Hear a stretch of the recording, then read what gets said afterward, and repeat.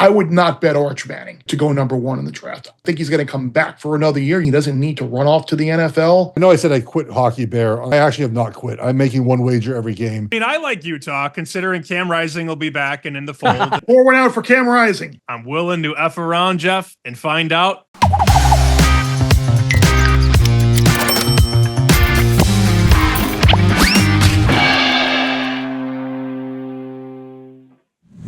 What's going on, everyone? Bear Bets podcast is back on the heels of a successful Kentucky Derby race, which was nice. Kind of I don't want to say kind of a lull in the sports calendar because we got playoffs and such. However, as I welcome in my co-host Geoff Schwartz and my gambling group chat compadres Will Hill and Sammy P, there is what a wild week or so, and it was furthered today with Pope Leo the 14th. I mean, he was a complete outsider, first American pope.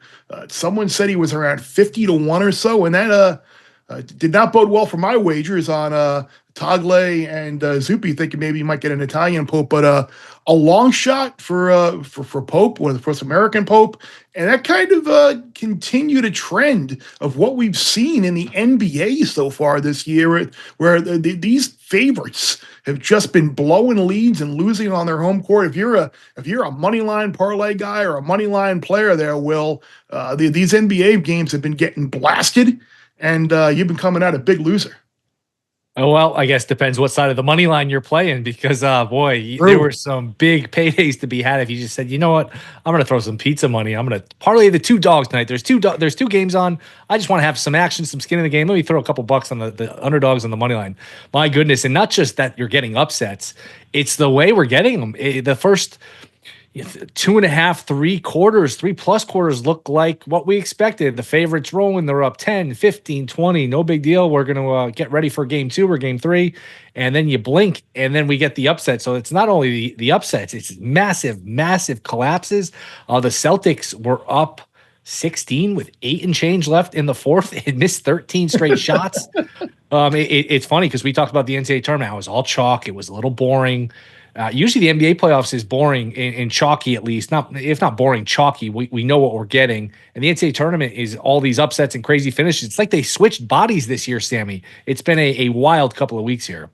I spent the morning on Thursday betting Boston to win the title at 4 to 1, though. I still, until it happens 4 times, I am going to find out. I'm willing to F around, Geoff, and find out. Obviously you're down 2-0, but they could be up 2-0. I know we don't want to play the if game on this show, but you got to beat them 4 times, not 2 times, not 3 times, 4 times. And remember, coming into the series against the Knicks to win the title, they're plus 150, plus 160. Now at 4 to 1, you're enticing me even more. So I bit the bait a couple times. If they lose, I only lose a unit. It is what it is. But 4 to 1 did get bet this morning, Bear and Geoff. I did bet it on Boston. I don't know how you trust them right now. I mean, I know they're up 20 points in both games. You could say you easily could have won those games by multiple, double digits and get 2-0. And Sammy, you obviously don't even make that wager, right? They're on to the next round, but they just continue to have these moments where when it matters most, they can't come through. And the thing about this series, look, the Knicks have the closer. Brunson wasn't great all game. He was great when it mattered. And Bear, that does concern me. Boston got to win 4 or 5. I mean, this is a legitimate tough task now. I would imagine that MSG Game 3 is one of the best atmospheres we're going to see in sports entire calendar year. I mean, tickets are going for $45,000 on the court. I know Will and Sam are going to go together there. Throw down 6 figures for that one. But Bear, it's going to be a wonderful Game 3 at MSG. That place is going to be wild and crazy. And I just don't trust Boston right now, even though I think we all agree they're the most. Or the most talented team in this bracket right now. They need Porzingis to be healthy. That matters a lot for them. Yeah, you trust the Knicks because they've really done a lot in the last 50 years. I mean, I don't know why 50 years matters. Currently, right now, Boston can't make a shot in the fourth quarter. Why does it matter what happened 50 years ago? Tatum, there was a tweet rolling around. If you include Olympics, like the last 2 games of the finals last year, and these 2 games, he's shooting 25% from 3 in the big games where it matters the most. They don't have a right now a go-to in a big moment type of guy offensively to make a shot for them. Now they're going on the road, and look, the Knicks weren't great last night either, but they're good enough will to win that game. I just don't trust Boston all right. I trust Cleveland to probably come back, maybe depending on their health. Do you really, with all the injuries? Well, the health matters a lot, right? If Mobley comes back, they're a little bit better. Hunter, though, probably can't play with that thumb, right? I mean, I don't know how you shoot with a dislocated thumb. I will add one thing, and it's probably not fair, but it crossed my mind. It's crossed my mind for a while. It's not fair to go back and poke holes in teams that win a championship because it's very hard and it's not your fault who you play. And Boston last year won it. They didn't play a game 7. They didn't play a game 6. They have nobody to apologize to, nothing to apologize for. But this time last year, we all kind of assumed there was a widespread consensus opinion that Boston, let's face it, a little soft when it mattered, chokers, that word was thrown around. 2 years ago, we thought the same thing. They've had this reputation, and the only reason that reputation was debunked is because they won a championship. But if you go back and look at who they beat, it was beat-up team after beat-up team. They didn't get – remember, Milwaukee and Philly were really good. They both got hurt, didn't have to play them. Knicks got hurt and lost. Now, again, you don't have to apologize for other teams' injuries and upsets and all this thing. You play who you play. You hang the banner. Good for them. But looking back, I mean, they played a 5 seed in Dallas in the final. I don't know that those questions that have been answered and we just kind of move on and assume Boston has, what it takes to win in the clutch. All of that stuff that's been answered, I'm not sure that it was really answered, Bear, with the title they won last year, considering the path. So Sammy kind of answered the question a little bit already. Geoff or Will, I guess I'll ask you, would you bet the Knicks now at this price in the series, or would you bet them to win the Eastern Conference, knowing that maybe you're going to get the Pacers or a beat-up Cavs team? What is the play around the Eastern Conference? Because, I mean, I bet the Cavs last week, and now, of course, they're all hurt. Yeah, I kind of lean on the side with Geoff here. I don't know if I trust the Celtics to come back in this series. I like getting the Knicks in game 3, getting 5. I'm happy to take the points along the way. And if you ask me right now who's going to the finals out of the East, I think the Knicks are going. Now they might get run out. If OKC, who's gotten themselves on track here, if it's OKC versus the Knicks, OKC is probably going to run them off the floor. But hey, deal with that when you get there. Knicks have a real path here to get to a final. And Geoff brought up a good point. That building is going to be bananas on Saturday. Are we sure? Are we not giving the Pacers enough love here? Like, their defensive numbers got better in the back half of the season. They can score a ton, as we know. That starting 5 group typically starts games fast. Like, they play really well in the first quarter. I think we're not giving them the love here. If Knicks Pacers play, are we just automatically taking the Knicks in the Eastern Conference Finals? No, that's a very long series. I would pick the Knicks, but that's a very long series. I would bet everything I have that it's not the Knicks and the Pacers in the Eastern Conference Final. Anybody want to take that? I feel like that'd be a crippler bet. No, it's not. What am I watching? First Take? We really think the Knicks and Pacers are going to the Eastern Conference Finals? I think one of them probably loses, but I think the point is, like, do you want to put your money on the Celtics right now, who I think are not trustworthy, right? And I think we all agree that they can win 4 or 5 easily from the Knicks. They just haven't done it yet. They have to prove they can do it in this situation, and I just don't trust them right now. I mean, they're up 2-0 with home court. It's not like some overreaction to say, hey, I think the Knicks are going to win, or I think the Pacers are going to win. They are up 2 with 3 of the next 4 at home. That's saying a lot. Like, you've got the Celtics and the Cavs have to go to both those places to win twice. So yes. It's interesting. I think the one obvious bet in the NBA, staring everyone in the face, is just bet the Thunder at plus 130 to win the title. Like, who's beating them? If they play the way they played last night, they should have won game 1. Yeah, they didn't. But then I'm going to play that way, whatever it was, 150 to 80, whatever the hell the final was. But they're far and away the best team. Like, doesn't it feel like this is an opportunity to get in on Oklahoma City, being that you're going to be, you should come back and beat Denver, and then you're either going to get Minnesota or a potentially shorthanded Golden State team in the Western Conference Finals. Like, the one NBA bet that I would make right now and feel good about it was just bet Thunder win the title and just forget about it. Couldn't argue with it. I mean, when they're on, as we saw in game 2, they're not going to be beaten by many teams. Game 1, they just kind of shocked the system there. They were soft inside, Chet didn't play well, obviously. Oh, I sent you guys that wager that I had. I had that parlay I took live, and Chet I needed one more point, buddy. Just something. Make a dunk. You're open for the dunk. Make a free throw. Make a foul shot. Do something. But OKC, I don't know. I mean, they're going to beat probably the Wolves or the Warriors, right? Who's winning that series? Wolves, right? And Steph Curry's out for a couple games now, so I think they win. They win the West. I'd put money on that Bear. Well, I think we've exhausted our NBA portion of this this podcast so far. We'll move on a little bit to bigger and better things than things that we're known for. We've got a couple coaches here on the Gambler Group at Geoff and Will, both coaching some little league teams in softball and baseball. You guys been having fun with that? It's been good. I could see how coaches, all joking aside, I could see how coaches get kind of addicted to it because you work on something to practice. It works in a game. It is a great feeling, Geoff. So it's I know you and I, we've been texting that sometimes these kids need to be reminded that they're not Aaron Judge, they're not Ohtani. They might think they are. They might watch them on TV, but that's not who you are. So it's but it's good. It's a lot of fun. I just have to remind myself that they are in fact 7 and 8 year olds I'm coaching. And my wife reminds me. Age is just a number, Geoff. Like when they don't run from second to third base when they're supposed to, and they get tagged out, and we end an inning, I just have to just like inside them, like just run when you're supposed to run, and they don't, Sammy. But you smile on the outside, you walk back to the dugout, and you just say, "Get them next inning, girls," and you move on from there. So that's the hardest part for me because I just. Effort obviously is something that you really just don't teach, right? Like just you do it or not sort of thing. So, but it's been more fun than I ever thought I would have coaching softball this season. I will probably continue to do so. It's been a blast. Yeah, I don't coach yet. I just play one in my living room. But I think a relatable angle is while you guys deal with it with your own kids and your kids' friends, I bet on Little League and then scream at the television. And, the shortstop gets the ground ball and airmails it into center. And I'm like, what are you doing? And then, your wife comes in the room and she's like, it's Little League. Like that's a realization that maybe I should tone it back a little bit. No, let it fly, dude. That's the fun part about it. And that's the thing. Like they're kids, man. Like they make mistakes. Like they might do it great, 10 times in a row. And then the 11th time, Will, as you've seen it, just, you're like, what just happened there? I can't explain what just happened. So it's been good.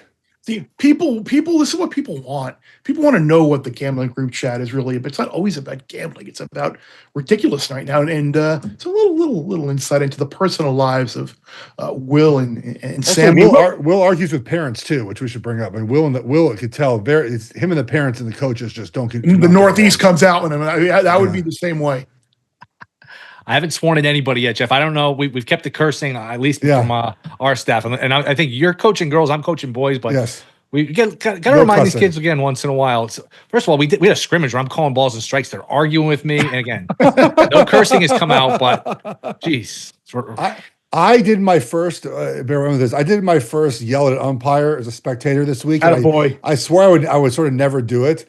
But my son was playing a game. The winning run was on third base for the other team. Pass ball, comes home. Umpire calls him safe, and he missed the bag by a foot. He didn't even get to home plate, and I just yelled at the umpire. It's like he wasn't near home plate, and the guy just turned around and walked away. Will, you've been there before. Umpire, it's like you're at the time limit. He just wants to go home. Just wants to go to Carvel or DQ on the way home. The zone opens way up. And just he's like safe and just walked up the field. Didn't even care. I yelled at him. I feel kind of shame in doing that. I don't like being that parent. I don't know if any of the umpires listen to this podcast, so I will just say the umpires in our league do a great job. They're all fine people, and just keep that in mind.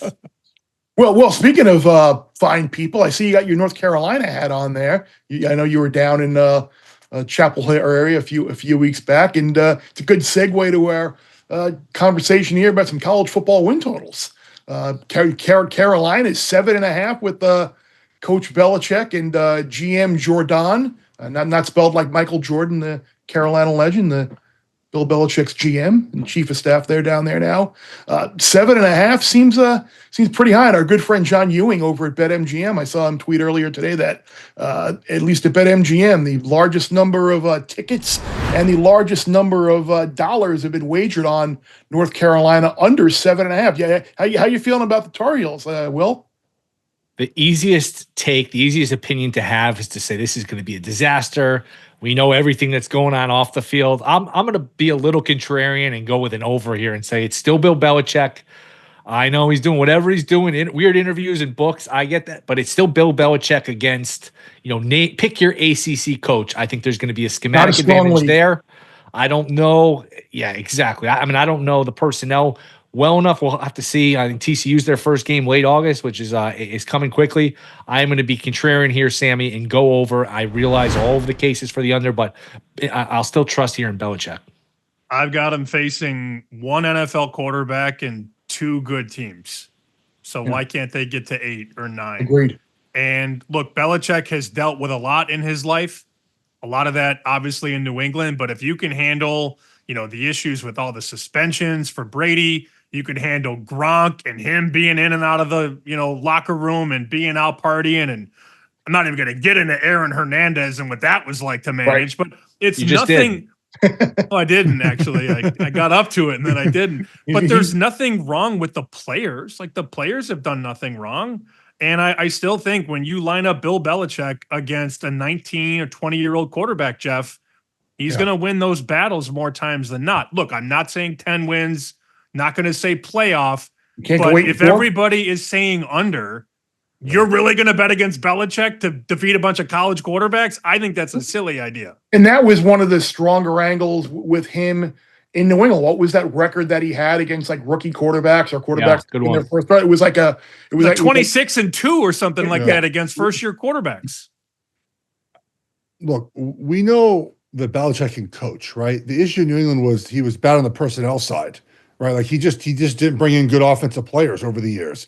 Defensively was fine. When the defense was healthy, they were good. They were top of the NFL. And now you look at offensively in North Carolina. I haven't done a deep dive of their depth chart, but I imagine that he's able to bring in some talent, a different type of talent acquisition, of course.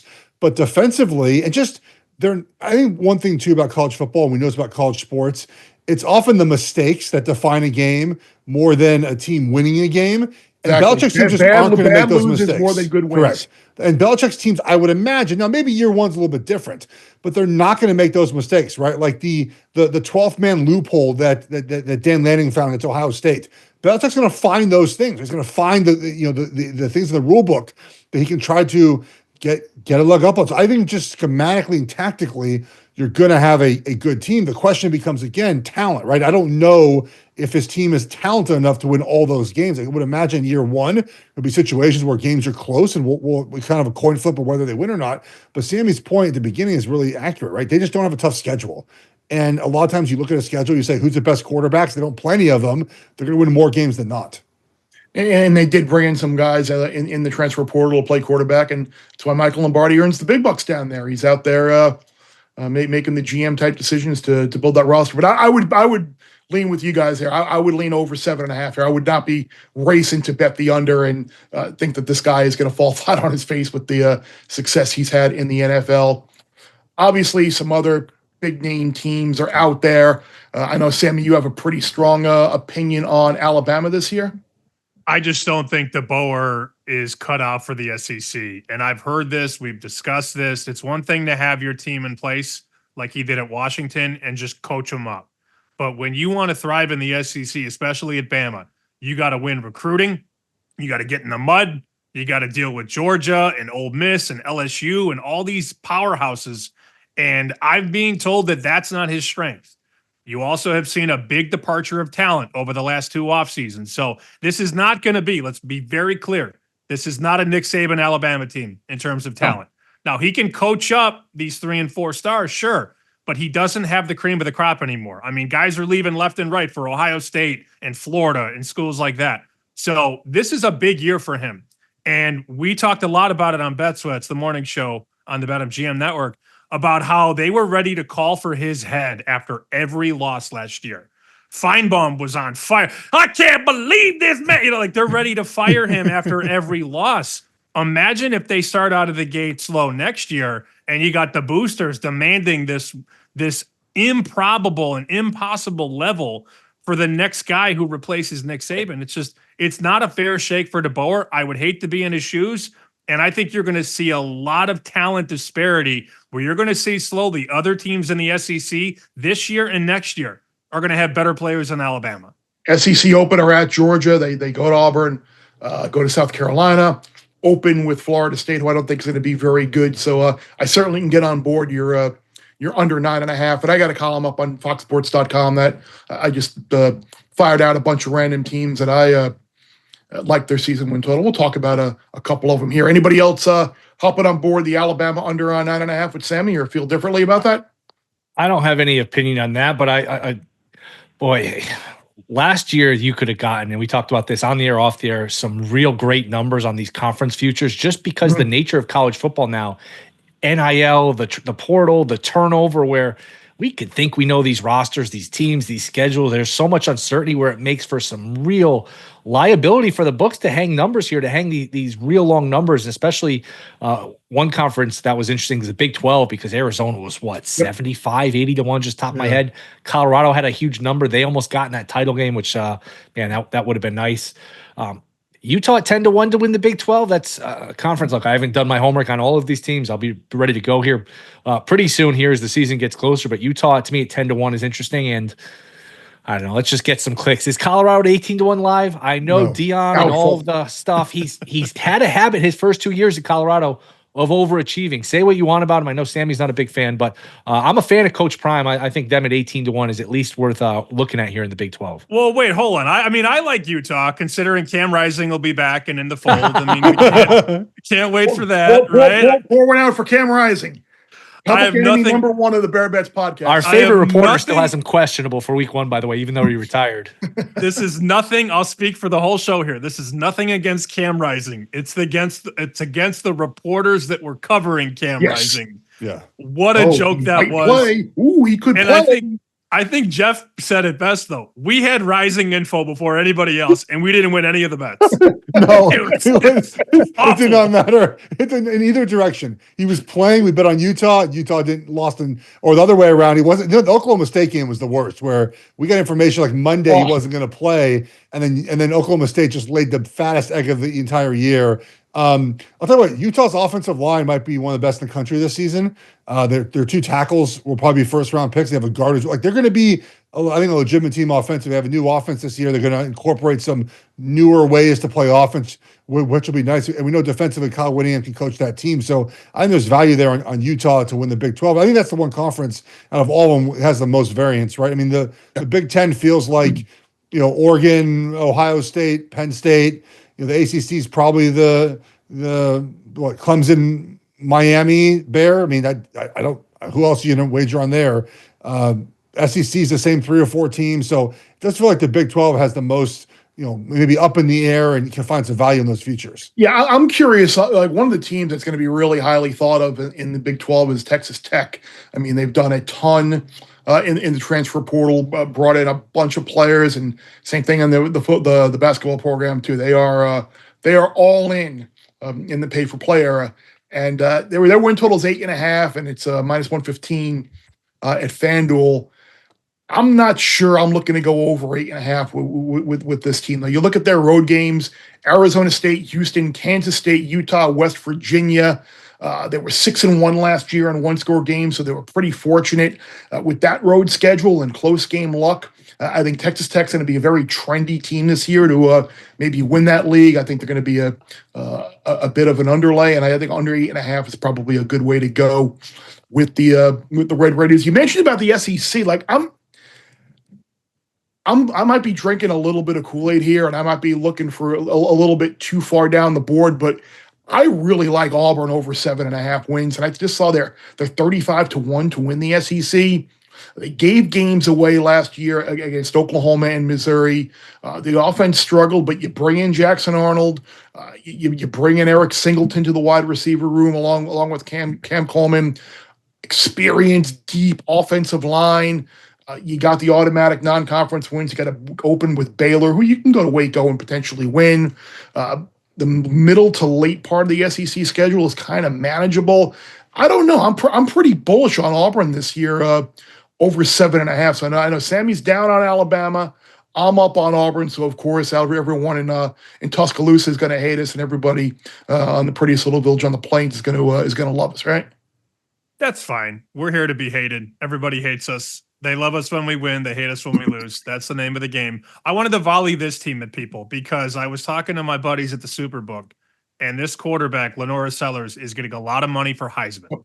Now, that doesn't mean that the team is going to win 10, 11 games. I'm reporting bets.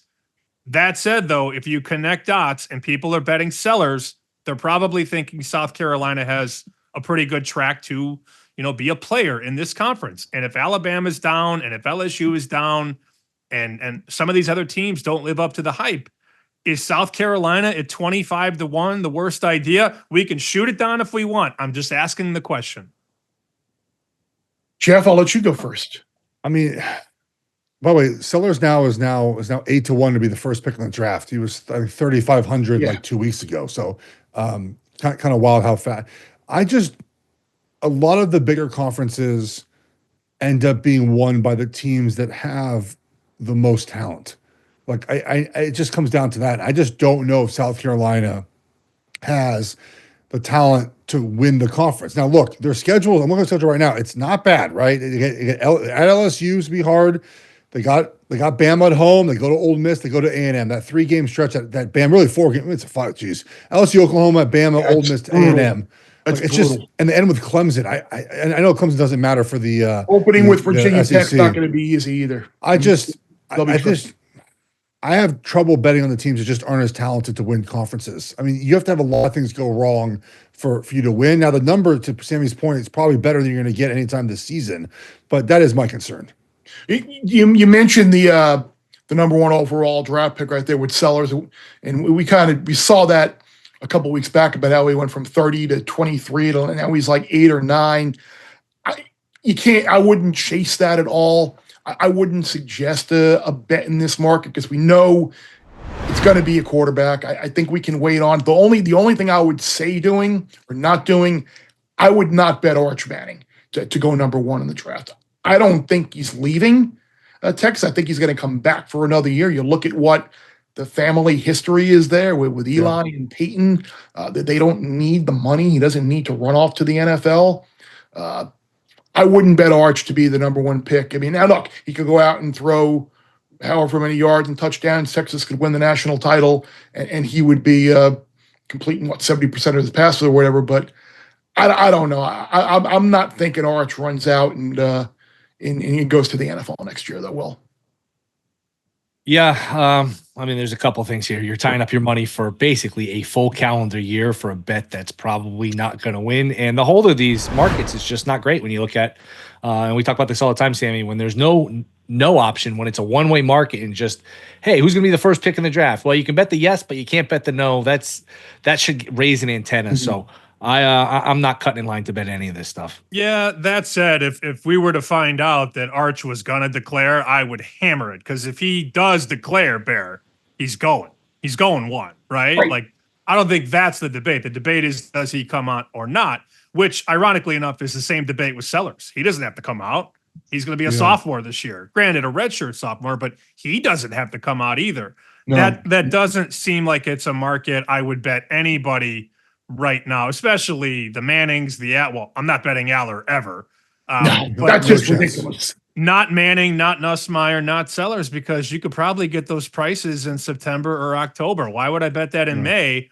What you want to bet, like heading into a season, would be a guy like Sam Levitt or Miller Moss. Not to say that they're going to go, but if you can find the right long shot that has a great season, Bear, and you get a 40-1, guy goes down to 10-1. Now you got a good bet, win or lose. So I bet on someone from Will's Little League team to go number 1 before I win. Are we sure Manning's the real deal? By the way, we're not. We don't know. We just don't know. We don't know. We don't know about Arch yet. We just haven't seen him play enough. They've got 5-star old linemen, 5-star receivers. You got Sark calling the shots. He's in a great situation. Yeah. And if everything goes to plan, and if he declares, he's higher than Caleb Williams, Trevor Lawrence, Joe Burrow when they were at their peak, because everybody's going to want to leap to take Manning number 1 if he declares. Bear, how much did you pay to get the odds for the draft to include 2 Miami players, 9 and 10. An offensive lineman, 35-1 to be the first pick in the draft. How'd you work that out? I mean, that's your guy Mirabal and Mario. Man, I'll tell you what, they feel really good about their offensive line this year. Like they feel really good about their offensive line. They feel really good about their running back room. We will see. Hopefully, Carson Beck will be healthy. I think they think he's going to be. But we're at enemies right now for Cantwell, the big offensive line. Looks like he's going to go to Georgia. Has Miami gotten a coach? Yeah, of course we got a coach. Well, last year on text messages, you were very anti-Miami. Now all of a sudden we're back in there. The hope is back. Jay Lucas, basketball coach. There you go. you were all in 200 to 1, by the way. 200 to 1, by the way, at MGM to win the NCAA title. To answer your initial question there, Sammy, I'm down on South Carolina. I'm under the win total on them this year. I haven't made a single position. By the way, since we're talking about Mario, wasn't it you, Geoff? You're like, he's at Herbert. He's at Cam Ward. Like, he's got to take that next step with the quarterback. And I don't know where Carson Beck is going to go. I'm sure he's going to get mocked in the top 15 or top 20, maybe even lower as we get closer to draft season and hype season. But that offense was awesome last year. My question is, can Miami tackle this year? I don't know. Well, new coordinator will help. Their issue last year, they allowed like one of the highest rates in the country of any of the Power 4 teams of 20-yard plays. Hopefully, with Heatherman, the new defensive coordinator, came in from Minnesota, they'll be a little more disciplined, and they'll be able to do that semi. But the other team in the state of South Carolina, I know you said you had no position on the Gamecocks, but you and I think are on opposite sides here with Clemson. Oh, I'll have Clemson as a top 6 power rating team. Dabo finally put the Bible aside and realized he could hit the portal. Remember when Dabo used to say, we don't need guys that don't pick Clemson? And then he realized quite literally he needs other guys. What are you doing, Geoff? What is this? What are we cutting? Scissors. I'm just letting you know. I'm just giving you a preview. Oh, okay. Yeah, I don't know what that means. Keep going. I think Dabo is going to have a much better offense this year behind a quarterback I'm high on. I think that's our big debate bear. Do you like Klubnik? Do you not? I do. I'm high on the kid, and I think power rating wise, they're going to be a top 6 team. The schedule is very serviceable. It's not difficult. They got a couple tough battles on the road, but that's it. I mean, it's a team that should win 10 or 11 games. I'm going to pump the brakes on Klubnik, Heisman, and Clemson to win the whole thing because I'm not insane, but it's a weak conference. They're a good team. Talent-wise, there's nobody better, and I think that they're going to take that next step with Klubnik. Yeah, I think you're looking at a team that last year, it kind of seems a little foolish to say you really didn't do anything or beat anybody, but you got annihilated by Georgia. You were non-competitive on your home field against Louisville. Lost at South Carolina in a game you probably shouldn't have lost, but then again, they stole a game from Pitt, so they kind of balances out. I know what's up, Will? They beat SMU to stick it to your boy here, 18-1 to win the ACC. Yeah. And that was game with 10 seconds left. They somehow get in a field goal range. And that was like SMU turning the ball over early in the game, where first like third play of the game, and then they're driving and they turn the ball over. Like that was a massive swing right then and there. And I think you look at the schedule this year, LSU, still South Carolina, but you got to go there. Any mid-level ACC teams like Louisville against Bill O'Brien and Boston College will be better. Like, I don't know. I always get worried about these teams that third or fourth in the nation in turnover margin last year. I get worried about teams like that. I'm on the under 9.5 here with Clemson. I have no thoughts on Clemson. I think the ACC stinks, and all Dabo does is win every year. I mean, you may not like the way he goes about it at times, but I mean, last year, they won 10 regular season games. I have that right? No, 9. Right? They won 9 regular season games. They won 9 the year before.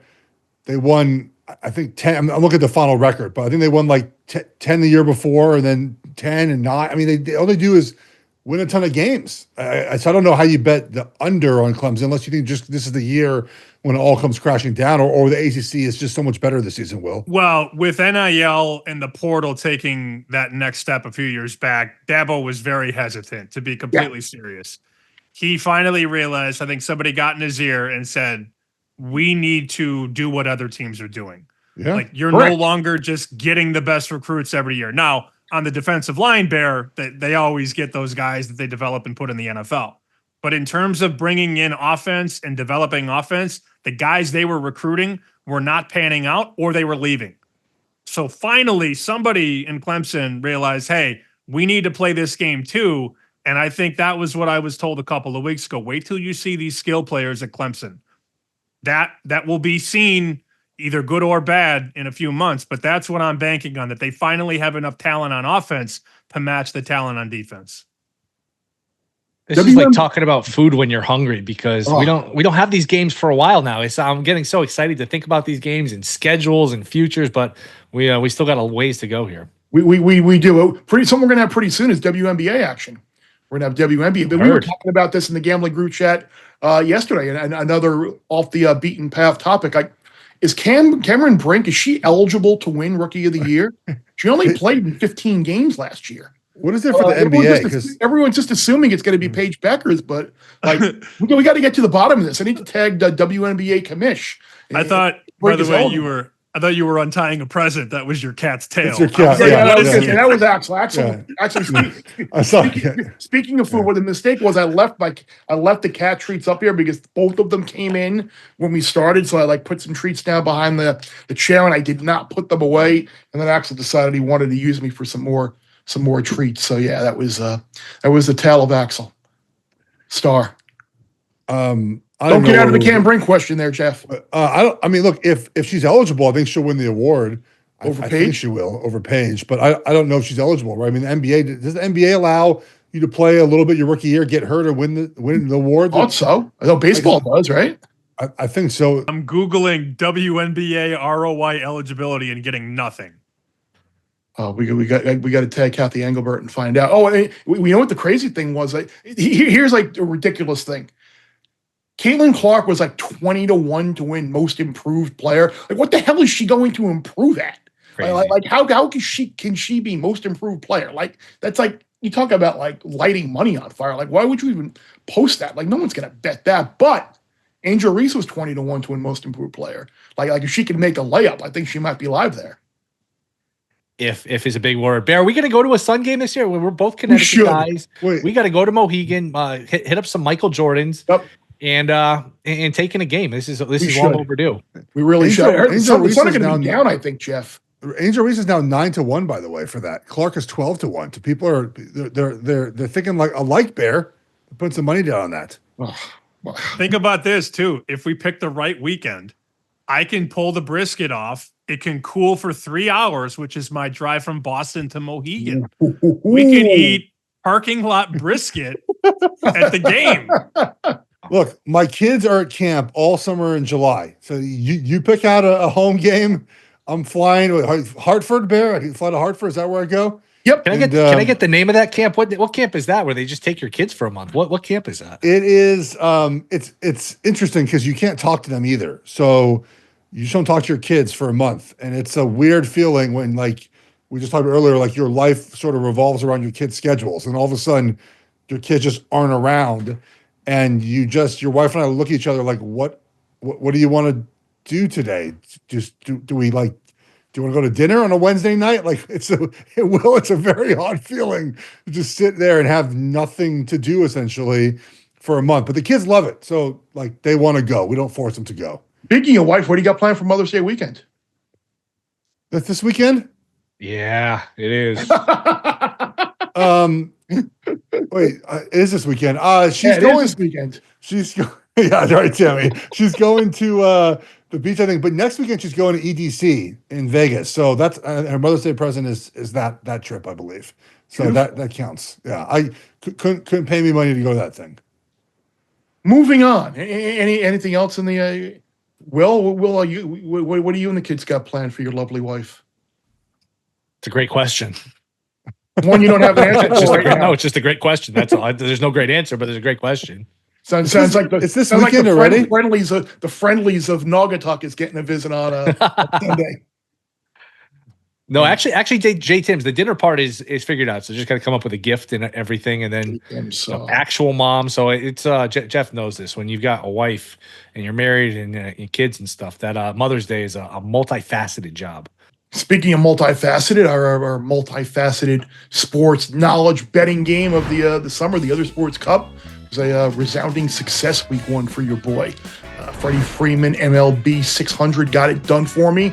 So in the true spirit of make it take it on the playground and Jeopardy, the board is mine. So 600 was good to me last week. I'm gonna go NHL 600 this time around. Stars over 3.5 goals plus 155 game 2 against Winnipeg, or Sam Reinhart anytime goal scorer. Ooh. I don't like either of those bets. Of those two options, the one I like the least is Stars over 3.5, just because it did look like they were the better team against Winnipeg in game 1. And I know Hellebuck has been a little shaky, but he did play pretty well last night in game 1 in the 3-2 win. It was weird. No goals in the first period, no goals in the third period, 5 goals in the second period. So it was a really weird game, but I guess of those two, I would go Stars over 3.5. Ryan, I think the Panthers are in trouble, and we'll get into that, Geoff, with our best bets. But I think Will is up next. Will was the only other correct answer in week 1. So Will, what do you got for us? Let's go. I am going with MLB, I believe, for 600. So let's see what we got. Vladdy Guerrero over 1.5 hits plus 200, or Diamonds D-backs over 11.5 alt runs. Wow, they're making this one tough for you here. Is under an option if you want to go Vladdy under? We got to get a rules clarification from our commissioners. And this is for the game on Thursday, I'm assuming, right? Yamamoto against Fott. Oh yeah, you can't. Ooh, yeah. I'll just take my chances. I'll take my chances with Guerrero. I think it's the lesser of two evils, so I will go with Guerrero here. Don't let me down, Vladdy. Signed the big contract. Hopefully we'll have the big game. Geoff. Yes, I'm Your Honor. I know. I guess I was less worse than Sammy last week. So I'll do NHL for 800, please, on the Other Sports Cup. Let's see if I can get back into it. Okay. Golden Knights series winner against Edmonton plus 195, or anytime goal scorer, Barkov for Florida. How do you play anytime goal scorer? Those feel just up in the air. I mean, puck bouncing or not, right? You're just throwing a dart, right, Bear? I think I saw you do that in the Zoom there. Golden Knights have home ice. Darafa is still out. No Darafa leading goal scorer in this regular season. Edmonton's won 5. Edmonton's won 5 in a row, right? They all trailed in every game. Yeah, they're down 2-0, came back. The goal scorer. You're right about Florida, though, right? I mean, they lost the first 2 games. 4-3. I'll take. Let's go with. Let's just do Golden Knights plus 195 to win the series. The good thing is that Stone did score a couple times. It felt like Letton got away. Sammy. I will take NBA for 600, and I will do my answer in less than 10 seconds. Okay, Cavs, Pacers, alt spread. Jalen Brunson, 9+ first quarter points. 5. Mecca, the Garden's going to be hopping, Sammy. It's a long 10 seconds. I'll take the Cavs. Ooh. Okay. All right. Well, that was pretty close. That was a pretty close 10-second call. Okay. So we'll see what happens.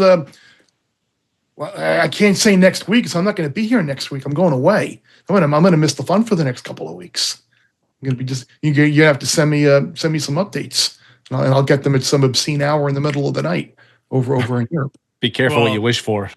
And the good news is, Bear, we just found out the big mush is activated. He's got more money to play with, so we'll be sending the bets your way. There's little suspense. little suspense as to what way he's going to come in tonight, knowing the way this guy fires. So yeah, that was fun. We'll do it again. Well, you guys obviously do whatever the hell you want when I'm away. I mean, it's your chat. It's Geoff's podcast anyway. So Geoff's not going to have any kids around, and he and Will are going to have great Mother's Day plans and have happy wives next week. And I'm going to be away, but I know you guys got some things to do, so we're going to wrap, and we'll talk to you guys soon. All right, back with our best bets, Bear. Other sports cup. I need to win here, buddy. I need to get back in this thing. So we'll see how it goes for the four of us. So if you're out of town next couple of weeks, are you gonna text in your answer? Are we skipping you? Like what? We got to figure out. I think we all need an equal number of entrants. So I would expect just maybe give me a little text. Let me know what it is, and maybe I can do a little FaceTime or something, or to tape a little video. And I love it so much. You can put it on. I'll come from I'll come from somewhere in Budapest or Vienna or wherever I might be, and we can get that done. I'm sure your wife will love that, Bears. You're just exploring Budapest. I need to take a 5-minute break. I need to record a video to make an $800 wager on the NBA for the show. Yeah, an imaginary $800 wager. All right, Bear, lead us off with your best bet, please. Yeah, I kind of hinted at it before. We were saying I think the Panthers are in trouble. I bet Stars Leafs, any Stanley Cup final, plus 650.